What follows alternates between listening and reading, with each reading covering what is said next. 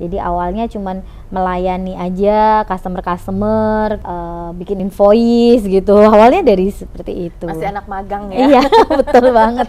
Kalau udah disentil kita mau apa sih? Kayak kemarin pandemi kita mau bisa apa?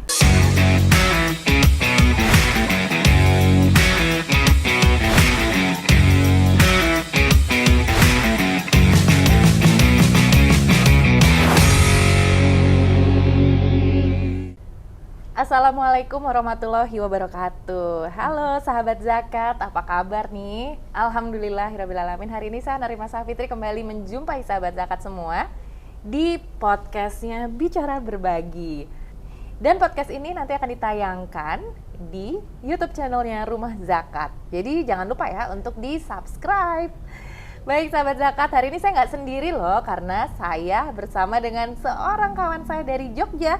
Assalamualaikum warahmatullahi wabarakatuh, Ibu Herlin Dwi Yudiandari. Apa tuh? Yudiandari. Betul. Panggilannya Bu Herlin ya. Iya betul. Iya, Waalaikumsalam warahmatullahi wabarakatuh. Gimana kabarnya hari ini? Alhamdulillah sehat. Sehat ya. Iya. Dan kita habis halal bihalal nih sobat zakat ya. Iya. Jadi wajah-wajahnya masih wajah sumringah gitu ya Bu. Iya, dan beliau ini adalah seorang direktur dari CV Jogja Camp. Apa ya Jogja Camp? Saya tuh penasaran gitu loh dari tadi. Karena kalau dengar kata-kata Jogja itu kan destinasi liburan ya Bu. Oh iya betul. Camp itu apa? Tempat berkemah gitu. Apakah beliau ini memiliki sebuah usaha di bidang wisata, destinasi wisata atau apa? Kita akan tanya. Sebenarnya bisa diceritain nggak sih Bu Herlin bagaimana awal mulanya berdiri CV Jogja Camp dan apakah bidang usahanya? Oke, baik. Sebelumnya Assalamualaikum warahmatullahi wabarakatuh. Salam sehat, salam sejahtera untuk semua. Ya, Jogja Camp adalah perusahaan IT development. Salah saya. Iya. Sudah berdiri sejak tahun 2002, tapi secara legalitas 2003 ya, 2003. Dari 4 mahasiswa UGM Teknik Elektro. Tapi dalam perkembangannya tinggal 2, Pak Ogi dan Pak Said saja. Berawal dari kecintaannya atau hobinya coding. Jadi bikin aplikasi, bikin software yang kemudian dijual. Nah, barulah ketemu pangsa pasar baru untuk Jogja Camp mengembangkan sayapnya di dunia digital atau IT development. Gitu. Oke, berarti ini adalah sebuah perusahaan yang bergerak di bidang IT. Iya, betul. Oke, berarti tadi dibentuk nih ya pada tahun 2002. Oke, kita akan flashback dulu ya Sobat Zakat. Di tahun 2002 itu saya kayaknya masih SD. So muda. Kok muda banget ya? Kalau nggak salah SMP ya, SMP gitu. udah remaja lah ya. Saat itu saya masih ingat banget kalau 2002 itu warnet lagi sangat-sangat menjamur. Iya, betul sekali, terutama di Jogja. 3.500 ya saya ingat. Oh, kalau di Jogja 1.500. Oh iya. Iya. Saya di Bandung soalnya ya. 1.500 murah sekali 1 jam ya. Iya. Dan itu pada saat itu bagaimanakah di tahun 2002 itu IT kan kayaknya belum booming sekarang, iya, Bu. Belum se-update Kan? sekarang ini. Nah, bagaimana pada saat pertama itu apa saja yang produk dihasilkan dari Jogja Camp? Iya. Pada saat itu 2003 berawal dari hobi coding tadi, menghasilkan sebuah aplikasi atau web yang kemudian dijual salah satunya di radio gitu. Terus setelah berkembang ternyata di Indonesia untuk beli sebuah nama domain atau alamat kayak misalnya rumahzakat.com atau rumahzakat atau infak.id gitu kan, itu masih susah sekali. Nah, kamilah yang kemudian membuka peluang itu untuk, dulu kan pakai kartu kredit ya kalau harus beli gitu. Nah, kami memulai menjual yang namanya bahan dasar untuk bikin website itu gitu. Kalau dulu nggak banyak banget gitu. Jadi dulu memang semua masih terbatas ya, terbatas itu. sekali. Oke, dan saya nggak bisa ngebayangin ya Sobat Zakat ya, zaman dulu mungkin kan handphone aja belum secanggih sekarang gitu. Iya, dulu masih yang satu-satunya koneksi itu pakai salah satu nyebut nih ya.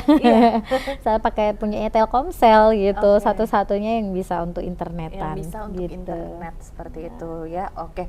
Dan ini pada saat itu Bu Herlin sudah bergabung di dalamnya kah menjadi bagian dari direksi Ya, atau tahun belum. berapa untuk gabung di Jogja Jadi Camp? saya bergabung September 2004. 2 tahun 2004 terbentuk setelah ya? terbentuk. Jadi waktu itu masih yang otodidak banget, tahu tentang teknologi informasi ya. Jadi waktu itu juga saya masih kuliah juga gitu. Jadi awalnya cuman melayani aja customer, kemudian bikin invoice gitu. Awalnya dari seperti itu. Masih anak magang ya? Iya, betul banget. Masih anak magang, sekarang sudah menjadi seorang direktur gitu ya. Iya. Terus tantangan apa sih yang dihadapi ketika pertama kali bergabung dengan Jogja Camp, di mana pada saat itu tuh akses internet tuh masih agak susah juga ya, agak sulit gitu, nggak banyak wifi seperti sekarang di mana-mana. Iya. Seperti itu. Kalau dulu itu pertama kali saya masuk itu saya perempuan satu-satunya. Wow. Ya, jadi kalau dulu orang yang kita ngerasanya kalau yang tahu teknologi itu biasanya cowok-cowok ya. Jadi saya pertama masuk adalah perempuan satu-satunya. Nah, tantangannya adalah saya harus mengikuti cara berpikirnya mereka yang cepet banget gitu ya. Jadi update informasinya cepet banget. Kemudian pada saat itu saya diminta membantu untuk bagaimana kita mulai mengembangkan, memperkenalkan. Nah, barulah saya punya keahlian untuk bicara. Jadi kan marketing kan.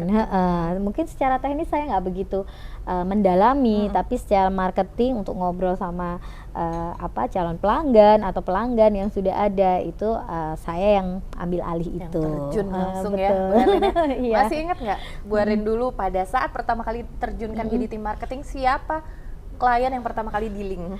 Aduh, waktu itu pertama kali kalau nggak salah sebuah toko, tapi dia furniture. Kebetulan dia di Jakarta, jadi dia bikin web tujuannya untuk menginformasikan produk-produknya di luar negeri. Dan pada saat itu kan waktu itu biaya domain paling sekitar, kan waktu itu dolar masih murah ya, 6 ribuan ya, masih 100.000, tapi saya disuruh ngambil invoice-nya di Jakarta. Wow. Itu pengalaman pertama saya. Jadi menangani biaya domain sama biaya ongkos hampir begitulah. Itu pertama kali saya menggolkan ya, klien pertama yang masuk. Oke. Iya, perusahaan Baik. furniture di Jakarta. Perusahaan furniture di Jakarta. Jadi pada saat itu mungkin orang-orang yang memakai jasa dari Jogja Camp ini sendiri belum ke arah ini ya, belum ke arah kalau sekarang kan digital marketing seperti itu. Apakah itu merupakan cikal bakalnya nggak sih dulu, atau cuman sebagai media promosi aja, Bu? Enggak ya, memang semuanya juga akhirnya menjadi cikal bakalnya sih. Kalau dulu orang nggak begitu mengenal online tuh buat apa sih. Dulu paling orang mengenal kalau zaman tahun 2000-an mungkin pada tahu MIRC, chatting, Yahoo Messenger gitu kan. PLS. Nah, Ketahuan ya angkatannya tahunnya angkatan udah berapa. apa gitu. Nah, kalau sekarang pada saat itu kalau blog kita mengubah buku diary-nya ke online itu sudah ada. Waktu itu namanya Google kan, yang punya si Google itu. Nah, pada saat itu sih mereka cuman untuk happy aja, belum sampai ke bisnis memang. Jadi kalau dibilang cikal bakal iya gitu. Berarti memang pada saat itu seperti katalog ya, Bu ya. Iya. Jadi pengen supaya bonafit perusahaannya, oh ada nih kita alamatnya di .com pada saat seperti itu. Oke, jadi lebih ke sana ya penggunaannya ya. Betul. Jadi memperkenalkan secara online. Jadi kalau diakses itu udah bonafit banget ya. Udah bonafit banget. Oh, bagus tuh perusahaannya karena udah punya alamat website sendiri. Diakses seperti sudah itu. bisa. Oke. Dan ini kan namanya Jogja Camp nih. Apakah hanya di Jogja saja atau buka cabang nih di mana, di kota-kota lain di Indonesia atau di luar negeri gitu? Kalau kita ada 3 kota. Jadi kalau brand besar kita namanya idwebos.com. idwebos.com itu ada di Jakarta dan di Semarang. Gitu. Ya, kalau di Jakarta di Mampang Perapatan, kalau di Semarang di Kedung Mundu. Jadi ada di 3 kota besar yang ada di Indonesia ya, Jakarta, Jogja, dan Semarang. Seperti itu. Oke, dan sampai saat ini perkembangannya dari Jogja Camp itu gimana, Bu Herlin? Kan dulu pada saat pertama kali dibuka gitu ya, pada saat pertama kali 2 orang founder itu membuka kan mungkin masih 2 orang, terus Iya. bertambah ada Bu Herlin. Sekarang karyawannya ada totalnya ada berapa nih? Kalau untuk karyawannya sendiri ada 107. Jadi kalau Semarang itu ada 7, Jakarta ada 3, dan sisanya semuanya di Jogja. Di Jogja semua, jaga kandang. Iya, karena pusatnya memang di Jogja sih. Pusatnya di Jogja. Dan itu ada berapa divisi tuh di dalamnya? Kalau di dalamnya ada beberapa lini sih ya. Jadi kita itu kalau bicara bisnis, hulu ke hilir itu ada semua. Jadi dari mulai bahan bakunya untuk bikin website itu kita punya, kemudian dalam perkembangannya orang akhirnya saya nggak mau bikin sendiri, saya maunya yang sudah jadi, kita juga punya. Kemudian dalam perkembangan terakhir teman-teman UKM membutuhkan yang toko online, kita juga akhirnya bikin aplikasinya yang memudahkan mereka bikin toko online gitu. Itu aplikasinya apakah bisa diakses secara bebas di ini atau memang harus membeli gitu secara jadi personal? kalau kita bentuknya kayak sewa ya. Jadi ada yang custom itu beli putus, jadi artinya dibuatin sesuai permintaan, kemudian udah dikelola sama mereka. Tapi kalau yang saya nggak bisa ngelolanya, saya dibantu dari A sampai Z-nya dalam proses untuk maintenance, ya itu kami yang bisa bantu menyediakan juga. jasa seperti itu. Betul. Juga ya Bu Herlin ya. Oke. Nah terus kan ini kita 2 tahun terakhir di belakangan ini Indonesia kan terkena pandemi ya Bu Herlin ya. Apakah di bidang apa ya ini jasa IT seperti teman-teman dari Jogja Camp itu terimbas juga nggak sih? Karena kayaknya kan nggak harus ketemu langsung juga ya nih kalau sama klien. Secara digital. Gimana? Enggak sih, sebenarnya enggak. Kebanyakan kita hampir 80% nggak ketemu. Cuman begini, bagaimanapun juga pandemi memang mempengaruhi, tidak mungkin tidak. Cuman ya itu tadi, manajemen krisisnya harus kita jalankan. Nah, yang paling sulit adalah berkomunikasi dengan pelanggan dengan yang mereka kena dampak. Ya kan? Jadi karena mereka juga kena dampak, pastinya kita juga kena gitu. Misalnya kayak pembayaran yang belum bisa dilakukan, kemudian web tetap harus aktif karena prosedural mereka melakukan satu kegiatan komunikasi dulu, pengajuan dana dan lain-lain. Nah itu dampaknya lebih banyak yang seperti itu. Ya ngomong-ngomong masalah pandemi nih, sekarang kan kita lagi menyesuaikan diri ya Bu Herlin Iya. sama pandemi ini. Kita agak jauh nih ya, jadi nggak apa-apa agak dibuka ya sahabat Zakat ya. Sudah vaksin lengkap? Alhamdulillah sudah 3. Dan semua karyawan juga di Jogja Camp sudah ya? Wajib gitu wajib. ya? Jadi mereka juga udah sadar diri sih, karena mereka banyak dari luar kota juga. Jadi mau tidak mau juga karena kebutuhan, kewajiban, ya mau tidak mau harus 3. Mau tidak harus ya. Jadi. Nah terus kemarin ini pada saat 2 tahun ke belakang itu bagaimana Jogja Camp mengatasi pandemi COVID-19? Apakah ada perampingan tenaga kerja mungkin di gitu. kota-kota yang ada cabang dari Jogja Camp? Alhamdulillah kita nggak ada. Alhamdulillah banget. Cuman kita kayak menerapkan manajemen krisis aja ya. Jadi segala sesuatu yang memang mendukung bagaimana pandemi itu berjalan ya harus kita lakukan, kayak merubah sistem bekerjanya, kemudian bagaimana kita berkomunikasi dengan pelanggan, kita tutup yang offline-nya kayak gitu kan. Padahal mereka kan butuh konsultasi, butuh komunikasi juga, dan ini memang mempengaruhi. Jadi yang kita lakukan adalah berkomitmen untuk tetap menjaga layanannya, tetapi mengubah caranya untuk lebih bisa menyesuaikan dengan masa pandemi ini. Gitu. Berarti tidak ada pengurangan tenaga kerja ya? Alhamdulillah tidak. Alhamdulillah. Cuman ya itu tadi ya, perkembangan perubahan bekerja itu kan dari yang bekerja di kantor kemudian di rumah, itu sangat mempengaruhi teman-teman yang ada di sini karena mereka mindsetnya kan belum sampai terbentuk seperti itu. Jadi kendalanya adalah mereka saat di rumah tidak nyaman, tidak fokus ya, karena kadang-kadang ketahuan di rumah berarti bisa disuruh-suruh kan, padahal mereka lagi fokus bekerja. Nah, beberapa memang akhirnya secara alami atau seleksi alam keluarnya karena mereka tidak mampu bekerja di rumah. Gitu. Jadi tantangan buat mereka sendiri juga untuk membagi waktu seperti itu. Karena di rumah kan mungkin ada orang tua, kemudian ada istrinya atau suaminya, ada anak-anak. Nah, terutama kayak saya gini ya, paling berat tuh kalau di rumah ya, karena harus anak-anak tiba-tiba, ibu gini ya bu ya, ibu gini ya, ini lagi kerja deh, lagi meeting deh gitu kan. Itu yang paling susah. Paling susah seperti itu ya. Jadi membawa aura kantor ke rumah. Betul. Itu yang paling susah ya. Itu tantangan banget itu waktu itu. Nah selain itu kan tantangannya adalah membawa kantor ke rumah ya. Sebisa mungkin kita harus beradaptasi gitu ya Bu ya. Tapi selain itu tantangan apa lagi sih yang dihadapin sama teman-teman dari Jogja Camp ini gitu ya, selain yang tadi di masa pandemi?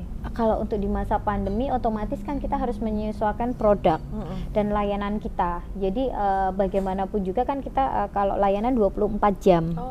Berarti ada CS yang bersiaga sama 24 jam? Betul, 24 jam kita layanan. Akhirnya kita prosesnya agak mengurangi juga karena kemudian yang di malam hari mereka sudah banyak fokus di pagi karena orang-orang kan tidak kemudian bekerja di kantor, dia kapan saja bisa online.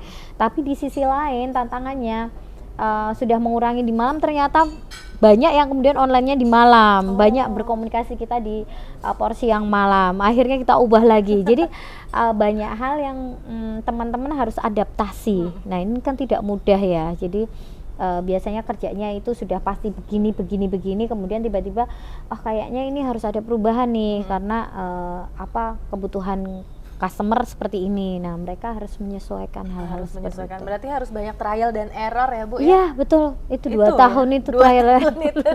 Ya, sekarang udah mulai settle tapi ternyata ayo balik lagi yuk kerja di kantor lagi gitu kan itu ya. Itu udah mulai ngerasa nyaman di rumah, disuruh balik kantor lagi gitu ya.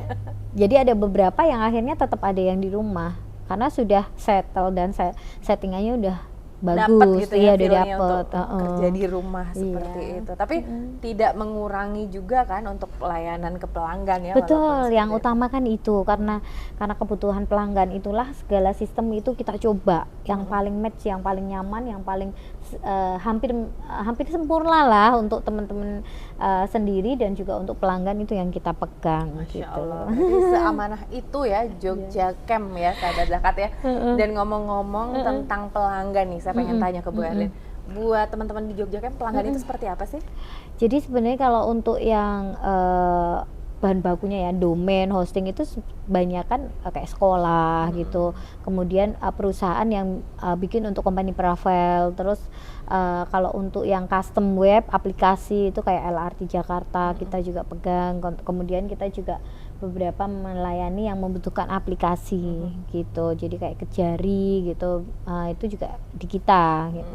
Nah beberapa memang kita itu juga mengedukasi, jadi juga secara personal itu yang memang baru memulai, kadang teman-teman SMA, mahasiswa gitu yang baru mulai itu juga menjadi pelanggan kita karena mereka baru belajar gitu. Nah, keunggulan dari kita adalah memberikan layanan 24 jam tadi gitu. Jadi kayak dokter jaga 24 jam gitu ya. Jadi kalau ada mahasiswa yang memang lagi praktek malam-malam itu dengan cepatnya bisa hubungi kita dan kemudian kita bantu. Gitu. Berarti menurut teman-teman dari Jogja Camp sendiri pelanggan tuh temen ya? Iya teman, mitra gitu ya? Mitranya kita, dan mereka kalau kita sih nggak nyebut pelanggan adalah raja, tapi bagaimana kita itu bisa mengakomodir kebutuhan mereka, tetapi mereka pun juga mengerti kebutuhan yang sudah digunakan itu gitu. Jadi kolaborasi aja sih selama ini, alhamdulillah. Gitu. Dan itu mungkin ya sahabat zakat yang menyebabkan teman-teman di Jogja Camp ini selalu dipercaya gitu ya, mungkin ada yang repeat order atau apa, dan sehingga insya Allah pelanggan selalu merasa Jogja Camp ini selalu amanah gitu ya. Iya, alhamdulillah seperti itu. Alhamdulillah seperti itu. Jadi keep buying open order repeat order repeat order, dan itu yang menjadikan Jogja Camp alhamdulillah dipercaya oleh para pelanggannya gitu ya. Nah, kalau misalnya kita bicara masalah pelanggan, kita ujung-ujungnya akan berbicara masalah income ya. Nah itu kan salah satu pelanggan itu kan adalah yang membawa rezeki gitu ya buat kita gitu. Seperti itu. Dan teman-teman alhamdulillah dari Jogja Camp ini selalu mengeluarkan zakat perusahaannya melalui rumah zakat. Nah ini pertanyaannya ya sahabat zakat semua, kenapa sih Bu memilih rumah zakat untuk menunaikan zakat perusahaannya? Gitu ya. Jadi sebenarnya alhamdulillah ya pastinya angka yang pastinya yang membuat kita harus ada pihak ketiga yang mengelola, karena kita taunya kalau lingkup sudah jadi ring satunya di dekat-dekat perusahaan itu sudah kita salurkan, kemudian masih ada, nah itu yang harus menjadi tanggung jawab. Nah waktu itu memang kita nyari perusahaan yang pihak ketiga yang bisa mengelola zakat kita. Nah, ketemulah tahun 2008-2009 kalau nggak salah itu rumah zakat gitu. Nah, tidak mudah juga karena waktu itu banyak pilihan. Cuman salah satu keunggulan dari si rumah zakat itu dalam perkembangannya adalah juga bekerja sama dengan dinas dengan pajak ya. Jadi kita bisa mengakomodir zakat kita itu juga mengurangi yang ada di pajaknya kita. Itu ya salah satu keunggulan yang belum bisa dikalahkan di tempat lain. Jadi gitu. Mungkin bisa membantu juga ya untuk karena kolaborasinya dengan banyak pihak seperti betul. itu dan stakeholder. Jadi rumah zakat ini juga bisa memberikan solusi gitu ya untuk yang menitipkan atau mungkin yang mau menyalurkan zakat seperti teman-teman dari Jogja Camp ini seperti itu. Terus awalnya tahu rumah zakat itu dari mana? Dari sekian banyak lembaga loh Bu. Memilih yang orange ini dulu, warnanya ada orange ya? 2009 itu kayaknya udah orange ya? tapi kayaknya tadi aku ingat-ingat enggak sih ya. Yang penting kan kalau kita itu denger rumah zakat itu sudah waktu itu menasional. Nah, ini sebenarnya juga kali ini saya ketemu langsung, jadi tadi ketemu langsung CEO-nya langsung juga mendengarkan langsung apa yang ada di rumah zakat sendiri itu kayak membuat kita semakin yakin bahwa rumah zakat juga kredibel, kemudian juga amanah. Nah, dulu waktu awal-awal kita cuman ngerasanya ini ada yang munafik secara nasional. Itu dulu pilihannya seperti itu. Dan ternyata memang kesininya memang sangat-sangat bisa kita andalkan ya, meskipun kadang-kadang kita berpikir apa sih kegiatannya gitu. Nah, tadi sudah dijelaskan dan alhamdulillah itu benar-benar bagus. Ya, itu pilihan yang mesti dilakukan. Pilihan kalau tadi kan berbagi zakat ya, zakat perusahaan seperti itu. Apakah ada program lain di rumah zakat yang sudah diikuti oleh teman-teman dari Jogja Camp? Sebenarnya ada kayak kurban itu sempat kita ikut juga. Kemudian sekarang ini kan rumah zakat juga sudah punya aplikasi yang memudahkan. Itu juga kemarin kita share ke karyawan juga infak ya. Jadi infak.id itu. Karena sebenarnya kan mudah sekali, pembayarannya juga mudah ya. Jadi kita juga kalau dulu bahasanya emang kayak celengan ya, dikit-dikit. Tapi dengan di sini tuh nggak kelihatan, ya kan. Tetapi mereka bisa menyalurkannya dengan mudah gitu. Okay. Jadi berbagi itu nggak harus nunggu banyak gitu ya. Iya, kalau dengan aplikasi yang ada, akhirnya kita bisa kayak nggak harus dikumpulin di kita dulu, tapi saat kita punya ya udah ada tempat yang memang tepat untuk disalurkan gitu. Oke. Dan mungkin kalau dari Berlin sendiri arti berbagi itu apa sih? Kan kita bicara berbagi nih dalam gitu ya. Terus juga tadi teman-teman dari Jogja Camp juga selalu berbagi dengan dengan klien ya. Tadi kan berbagi waktu juga kan, kalau ada klien yang telepon malam-malam dilayani gitu. Betul. Nah, apa manfaatnya berbagi mungkin nih dari yang Bu Herlin rasakan selama memimpin dari Jogja Camp sendiri? Oke.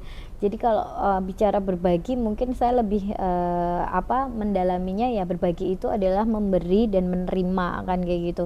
Meskipun kita bisa memberi, kita juga harus menerima dalam bentuk apapun gitu. Jadi kalau kita bicara berbagi itu kan dengan banyak hal, nggak cuma masalah uang saja, tetapi kita juga berbagi dengan hal yang paling mudah, misal kayak tersenyum, kayak kalau di Jogja itu kita lewat ke orang tua yang ada di situ, non sewu, iya, klonun itu kalau mau, iya itu permisi, itu kan kita juga memberikan rasa nyaman ke orang yang ada di sekitar kita. Jadi aura positifnya itu ada dengan kita berbagi gitu. Nah, kalau kita bicara apa sih yang sudah kita lakukan dengan berbagi, kemudian manfaatnya apa? Ya manfaatnya yang paling gampang itu adalah saat kita sudah berbagi, saat kita sudah merasa bisa menerima dan memberi adalah aura positif. Kemudian kita juga merasa bersyukur dengan apa yang kita punya gitu.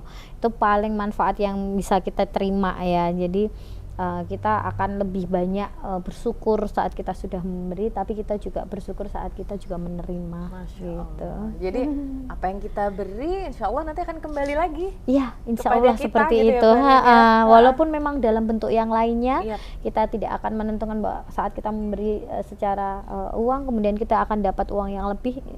Tidak sampai ke arah itu pun, kita membuat orang tersenyum, senang, bahagia, itu juga bagian dari kita menerima. Bahagia dari kita menerima. Kalau udah bicara berbagi nih ya Sobat Zakat, pasti kaitannya udah sama apa ya, hal-hal yang nggak bisa kita jelaskan di luar nalar gitu ya.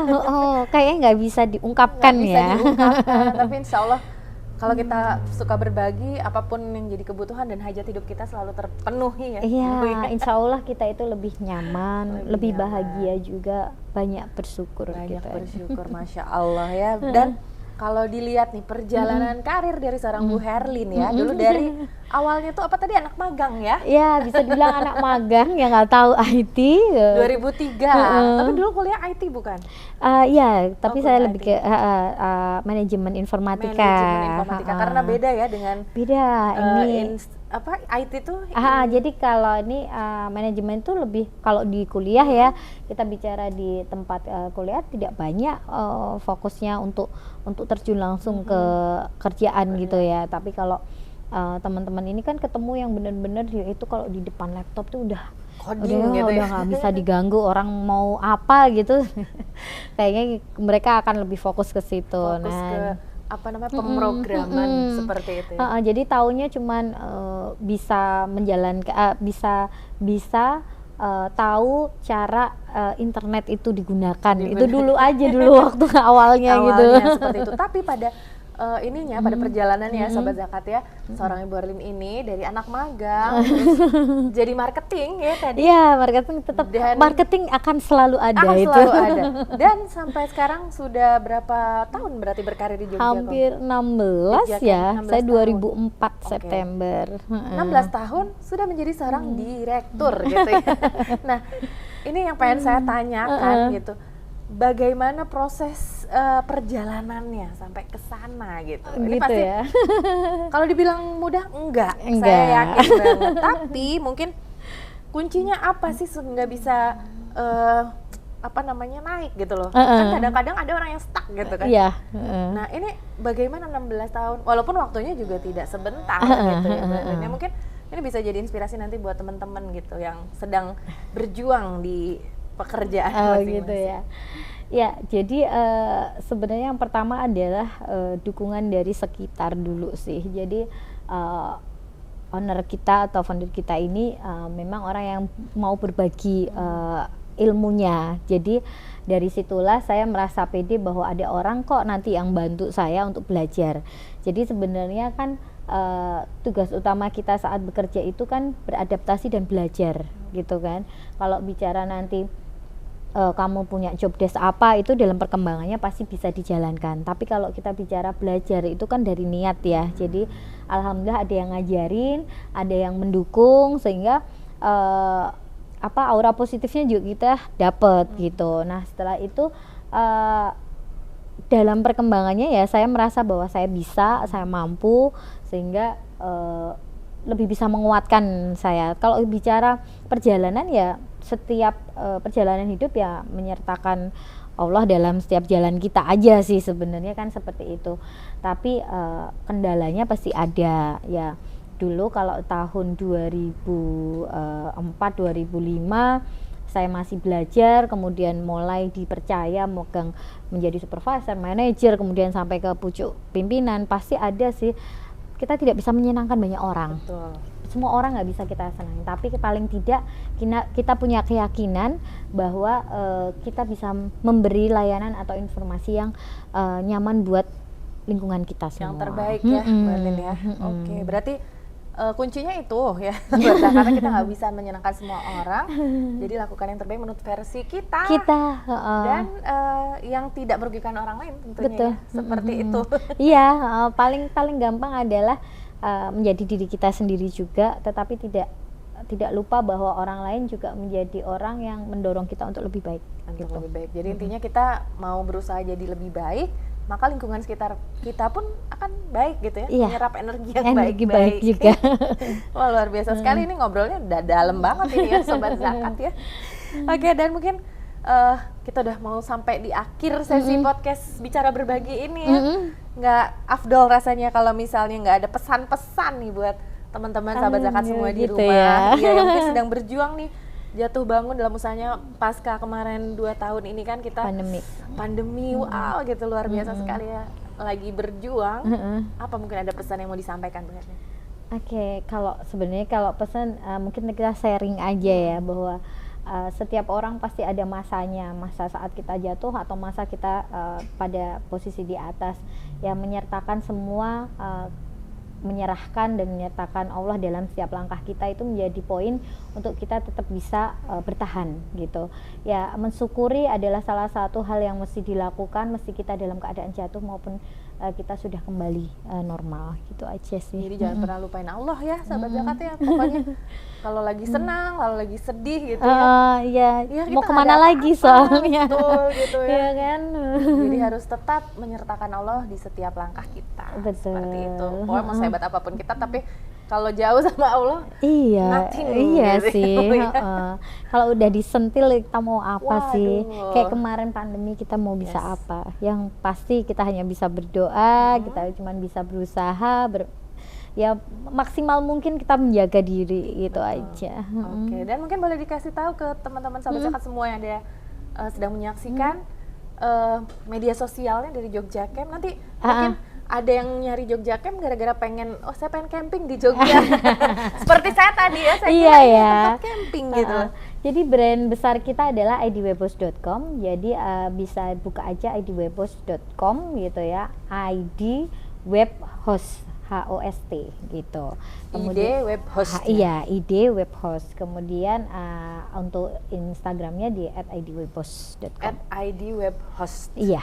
Okay. .com. Jadi silahkan aja teman-teman buat yang lagi ada kebutuhan untuk mencari ini ya, Iya, biasa seperti itu. aplikasi, website, kemudian atau konsultasi aja kita masih bisa menerima. Karena tidak temen masalah. ya tadi kita temen ya tadi. Iya, ya, kita kalau untuk pelanggan itu sharing dulu, kan tidak semua orang langsung tahu sama yang namanya perkembangan IT yang cepat banget ini, kan tidak semua kemudian langsung paham, tapi mereka membutuhkan. Nah, konsultasi aja dulu. Jadi nanti apa kebutuhannya teman-teman bisa disediakan ya sesuai dengan customize kebutuhan teman-teman sendiri. Iya. Wah, oke, terima kasih. Senang banget Bu Herlin. Terima kasih sudah meluangkan waktunya Iya, untuk sama-sama. berbincang-bincang di Bicara Berbagi Podcast. Dan ini teman-teman bisa disaksikan di YouTube channelnya Rumah Zakat. Buat yang belum follow, udah follow YouTube-nya Rumah Zakat? Kayaknya belum, harus follow ini ya. langsung. Dan teman-teman juga di rumah harus langsung aja follow. Iya. Jangan lupa juga untuk follow IG-nya @rumahzakat, karena setiap harinya tuh banyak sekali program-program menarik yang dibuat, di-create dari Rumah Zakat ya untuk saling mendorong gitu. Iya, IG-nya aktif sekali. Kalau IG sudah follow, alhamdulillah, ya kan? juga ada. Oke, ada TikTok juga. Di-follow ya. Iya, karena informasi itu penting dengan sosial media. Betul sekali Bu Herlin. Terima kasih banyak. Mudah-mudahan kita sehat semua ya. Alhamdulillah. Iya, dan sampai ketemu lagi di episode selanjutnya dari podcast Bicara Berbagi. Assalamualaikum warahmatullahi wabarakatuh. Waalaikumsalam warahmatullahi wabarakatuh.